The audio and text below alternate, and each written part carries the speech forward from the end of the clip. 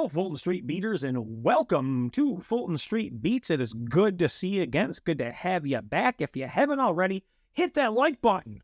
It's right down there. It's really easy to do. It helps the algorithm, and it makes the channel grow and makes me bring you more and more cool content, cool guitars, and cool gear. Right down there. Hit it. All right, let's talk about this. What's in this box? I broke a cardinal rule. Kind of, sort of. I'm on the fence. Maybe I broke the rule, maybe I didn't. There's a little backstory. This is what a lot of people wouldn't consider a budget guitar because it's over $900 with tax. That's right. We have a $900. I said I'd never have a guitar over $500. This is over a $900 guitar in this box. And it's supposed to be pretty good quality. As a matter of fact, it is an Epiphone. And, well, a lot of people claim that it is the best Epiphone Les Paul ever built to date. We're going to check that out. We're going to see, because I needed to have myself the best Epiphone Les Paul ever built to date. Well, but what makes a Les Paul Epiphone so good? I think we all have different ideas of what that may be. So it might not fit everybody, but with the specs of this guitar, it might fit me. And it's supposed to have a very beautiful fretboard. And speaking of fretboards, guys, if you have not checked out Fretlook, make sure you do that. It's one of my sponsors of the channel. They're an awesome company. They're based out of Germany.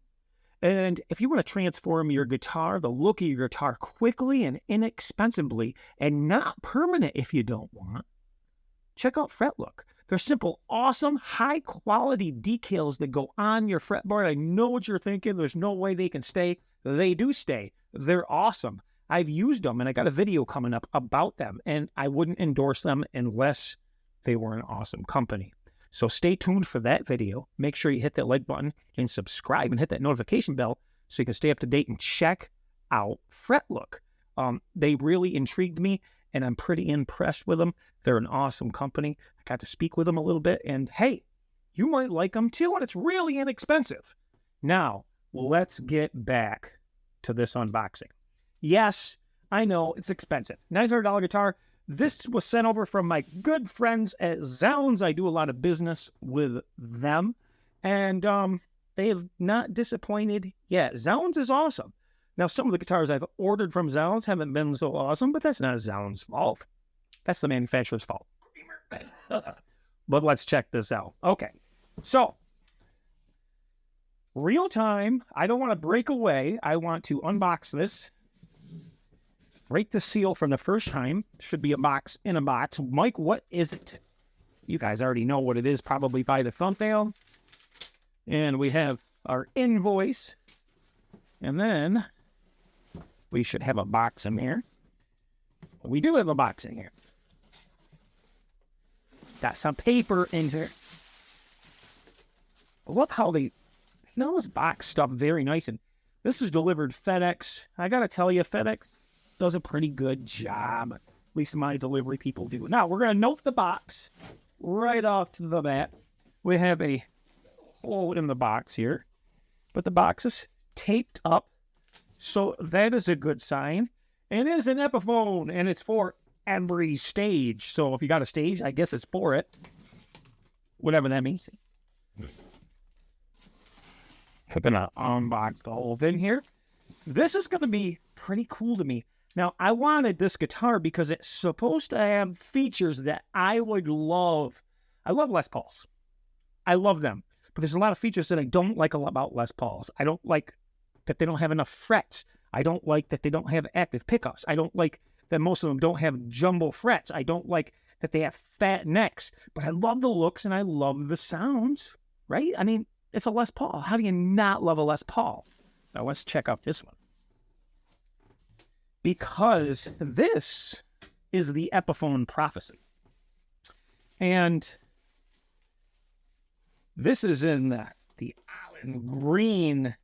And I'm telling you, this is supposed to be a nice guitar. So some pretty reliable sources have said that these guitars are awesome. And we're going to check that out and package it awesomely for sure. Let's get this box out of the way. Package it very nicely. And we have our little trinkets and bumper stickers and what have you in here. We'll check this out later on. And I'm sure you guys aren't too interested in what's in the bag. But are you ready, folks? So right away, I'm loving the headstock. Now they call this an aged gloss finish. And I got to tell you, Epiphone, you can't have it both ways. It's either a gloss finish or it's not. You can call it whatever you want, but in the real world, this is a satin finish. It's not gloss. Gloss is shiny, hence the word glossy. But we're gonna give you a pass on that one. So we're gonna start. We've got a Graphtec nut, and we're gonna look at this and together. And look at this Graphtec nut. And if you look at these beautiful inlays, jumbo frets, nicely done so far, they match the frets. You have your abalone, and you got mother of pearl and your abalone into one. And wow, pearloid, I should say, into this awesome looking Les Paul. Now check this out. Yes, guys, Fishmans. We have active Fishmans in this guitar, and if you're wondering if the fretboard looks a little bit different, because it's got 24 jumbo frets. How cool is that? 24 jumbo frets, brushed stainless hardware, brushed bridge. Everything's brushed. It looks fantastic. This is a good looking guitar. It isn't a satin finish. We're not going to call it aged gloss because gloss is gloss, whether it's aged or not. If it's aged gloss, it wouldn't be gloss no more. It'd be satin. And so this is definitely satin. Very, very cool. Now let's check out this, nitpick this guitar a little bit. We're going to do more videos on this guitar as we get into it, but there's something else, guys. So we have active pickups on this guitar, and I'm going to give you a lot more information on this guitar later on. I'm going to clean up those pickups a little bit. But watch this. Push-pull pots. But that's right, 4 push-pull pots. What are those for? Well, stay tuned. We're going to find that out later on. But let's get back to the unboxing. So, nice solid switch. The frets. The frets are nicely done. I think I got feel 1. It's not perfect. Right there. That's it, though. Just 1. Now we're going to look at the back. And we have the belly cut on here, which is super nice. And got a nice access to get to the high notes. And very cool. A lot nicer looking in real life than it is online. We have our battery box, and we're going to see how easily... Oh, it's got a battery in it even. Comes with a battery. Very, very cool. A brushed stainless jack plate. And look on the back, guys. We got Grover tuners, locking tuners that are also brushed. Quality control inspected, and it's looking pretty good.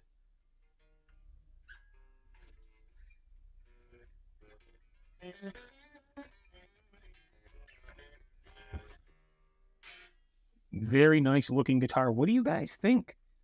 So, I know, Mike, it should be nice. Right? It should be nice. It's $900.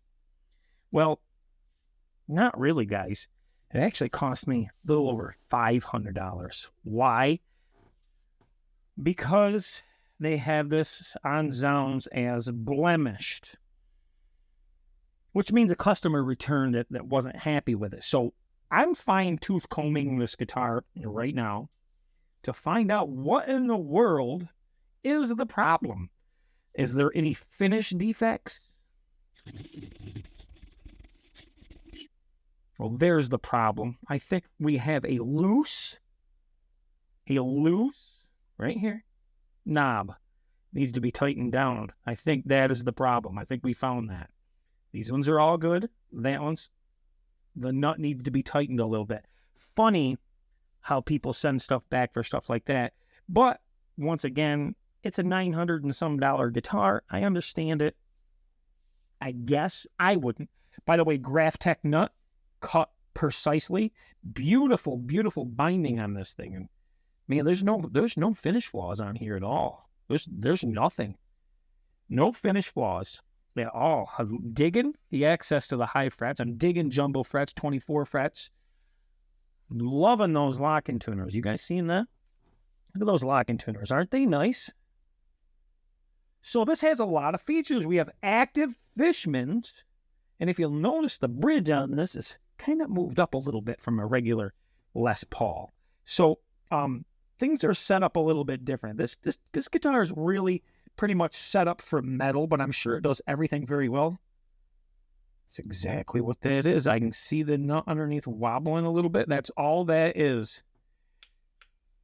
Good attention to detail. The knobs were actually drilled at the correct angles of the arch of the body, which really, maybe that's what somebody didn't like about that too. But it looks fantastic in my eyes.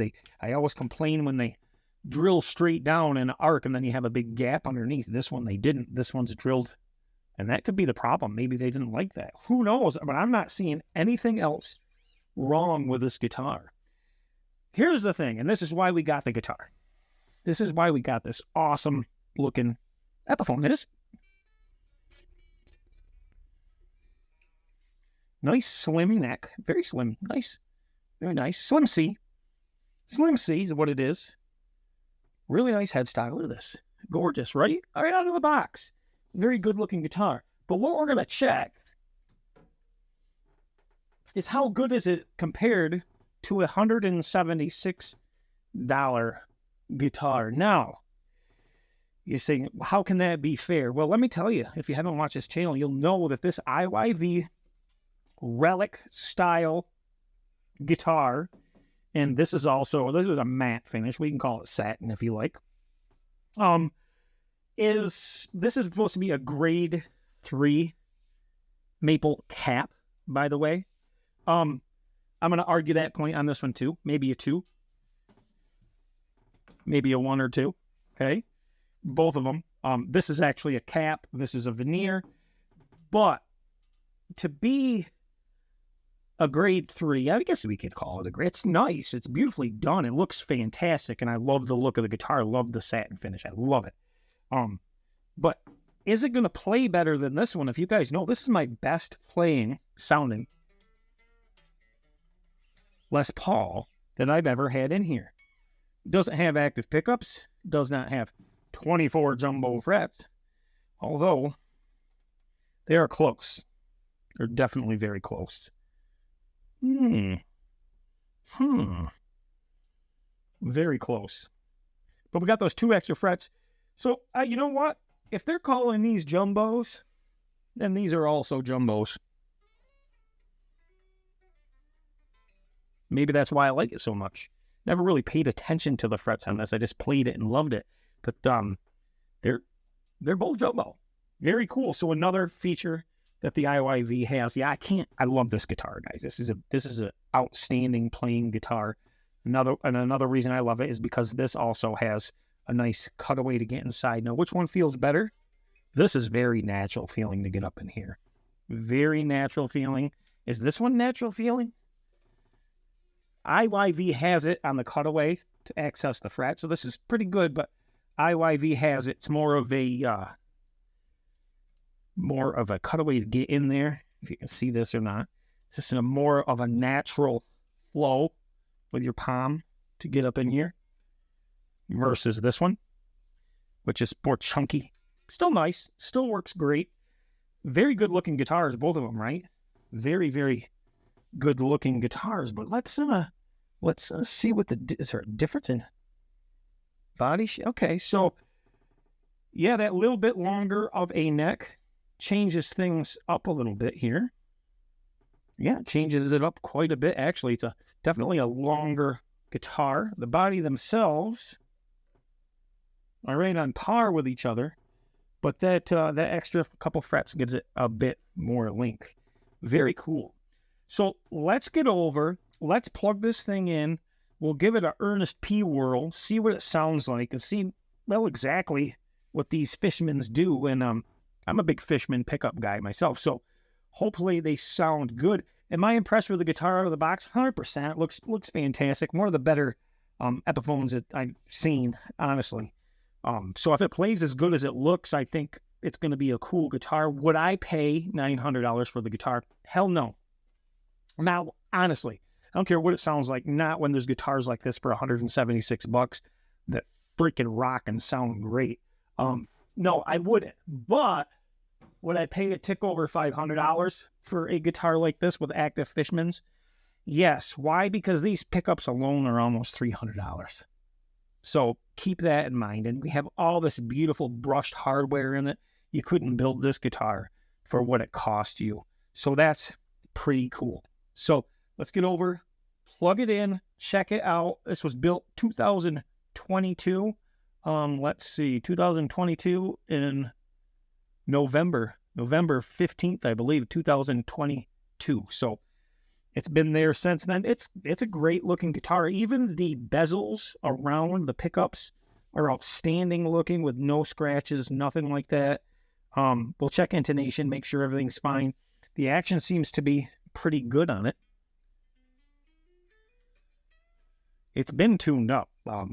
So that is a sign. So basically, I believe somebody sent this back that just either got sticker shocked or what have you. But let's check this neck and see what kind of relief we got here real quick before we go any farther.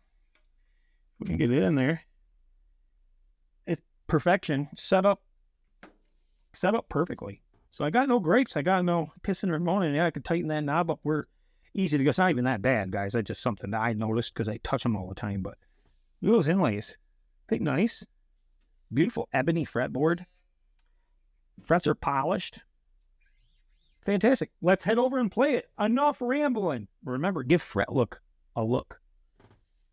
Okay, so here we are over at the little station here. And what I'm going to tell, it was really close to in tune. So definitely somebody tuned her up.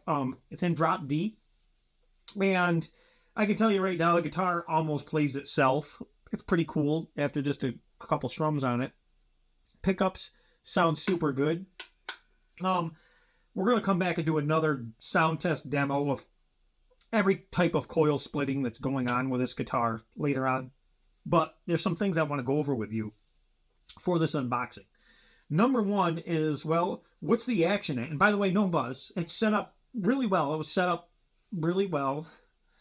But at the same time, there's some stupidity going on at Epiphone too. And they just can't, some things they can't seem to get right. Minute things, but things that tell you that, well, maybe the person doing a certain job shouldn't be doing it. So millimeters, this is on really low action. I don't think I've ever had Epiphone set up with a 0.75 action. We got 0.75 across the whole radius of the fretboard. Yeah, 0.75. Very nice. And honestly, that's as low as it can go. It's definitely as low as it can go. 0.75. The neck is set very nicely. The relief is perfect. Graphtec nut. So what's my gripe? Well, guys, look at this. These are locking tuners. So we don't wrap the strings with locking tuners. The purpose of a locking tuner is to get rid of the wraps for more stable tuning. The more winds we have on the string, the less stable the tuning, because it's always pulling and releasing and pulling and releasing, kind of like a spring. So that's, if, you know, and that could be a reason that somebody would buy a guitar like this and return it, is for, well, could be unstable tuning. I don't know yet. But we're going to have to change that and actually set that properly, because we have multiple winds around each of these posts, which is, well, a no-no. But other than that, seems like a beautiful guitar. Let's turn it up.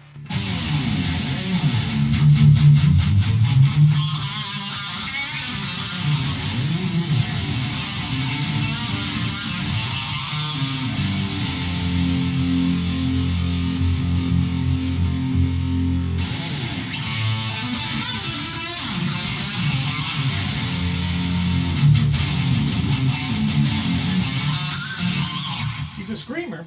She's definitely a screamer. Everything is functioning the way it's supposed to. It's a pretty cool guitar. Let's hit a backing track and see what happens. Stay right there.